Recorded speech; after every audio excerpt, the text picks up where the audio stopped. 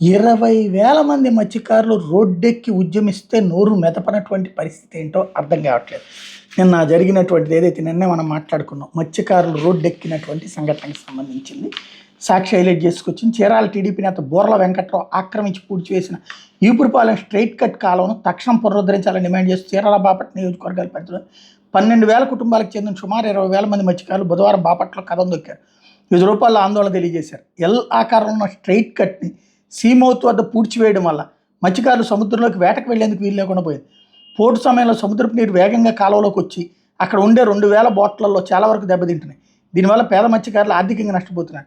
దీనిపై గతంలో ఆందోళన చేసిన సమయంలో అప్పటి జిల్లా కలెక్టర్ వెంకటమురళి హామీ ఇచ్చినా అది నెరవేరలేదని, తక్షణం ఆక్రమణలు తొలగించి కాలువను పునరుద్ధరించాలని వేలాది మంది గంగపుత్రులు ఉదయం 10 గంటలకు బాపట్లకు చేరుకున్నారు. తొలుత గడియార స్తంభం సెంటర్లో గంటపాటు ధర్నా నిర్వహించారు. ఆ తర్వాత పాత బస్టాండ్ సెంటర్కి చేరుకుని బైఠాయించారు. 1.5 పాటు అక్కడే నిరసన తెలిపారు. ఆ తర్వాత ర్యాలీగా చీలు రోడ్డుకు చేరుకున్న మత్స్యకారులు అక్కడ గుంటూరు, మచిలీపట్నం, చీరాల రోడ్లను దిగ్బంధించారు. రోడ్డుపై కూర్చుని టీడీపీ నేత బొర్ల వెంకటరావు ఆక్రమించిన ఈపురపాలెం స్ట్రైట్ కట్ని తక్షణం పునరుద్ధరించాలని, వేలాది మత్స్యకార కుటుంబాలకు న్యాయం చేయాలని నినదించారు. పర్యావరణ శాఖ మంత్రి డిప్యూటీ సీఎం పవన్ కళ్యాణ్ స్పందించి న్యాయం చేయాలని, సీమౌత్ను వెంటనే తెరిపించాలని మత్స్యకారులు ప్లకార్డులు ప్రదర్శించారు. పూర్వ నుంచి ఉన్న కాలువను ఆక్రమించి టీడీపీ నేత బొర్ల వెంకటరావుపై కేసులు నమోదు చేయాలని, తీరంలో ఆయన పొందిన డీకేటీ పట్టాలను తక్షణం రద్దు చేయాలని డిమాండ్ చేశారు. కలెక్టర్ వచ్చి తమకు న్యాయం చేస్తానని హామీ ఇచ్చే వరకు ఆందోళన విరమించేది లేదని తేల్చి చెప్పారు. మత్స్యకారుల ఆందోళనతో బాపట్ల ట్రాఫిక్ స్తంభించి ప్రయాణికులు ఇబ్బంది పడ్డారు. మధ్యాహ్నం 2 గంటల వరకు ఆందోళన విరమించకూడదు. డీఎస్పీ రామాంజనేయులు, సీఏ రాంబాబు వచ్చి ఆందోళన విరమించాలని పదే కోరిన మత్స్యకారులు ససేమిరా అన్నారు. 2:30 గంటల సమయంలో బాపట్ల ఆర్డీఓ గ్లోరియా వచ్చి ఆందోళన విరమించాలని మత్స్యకారులను కోరిన అంగీకరించలేదు. కలెక్టర్ వచ్చి హామీ ఇస్తేనే ఆందోళన విరమిస్తామన్నారు. కలెక్టర్ వద్దకు వచ్చి సమస్యలు విరమించాలని ఆర్డీఓ, డీఎస్పీలు కోరిన కలెక్టర్ ఎక్కడికే రావాలని మత్స్యకారులు డిమాండ్ చేశారు. పండుగ నేపథ్యంలో వాహనాలు రాకపోకలకు ఇబ్బంది కలుగుతుందని కలెక్టర్ కార్యాలయంలోకి వచ్చి చర్చించాలని ఆర్డీఓ, డీఎస్పీలు చెప్పిన మత్స్యకారులు వినిపించుకోలేదు. డీఎస్పీ రామాంజనేయులు పదే చెప్పడం సాయంత్రం 6 గంటలకు ఆందోళనకారులంతా కలెక్టరేట్కి వెళ్ళి కలెక్టర్ వినోద్ కుమార్ని కలిశారు.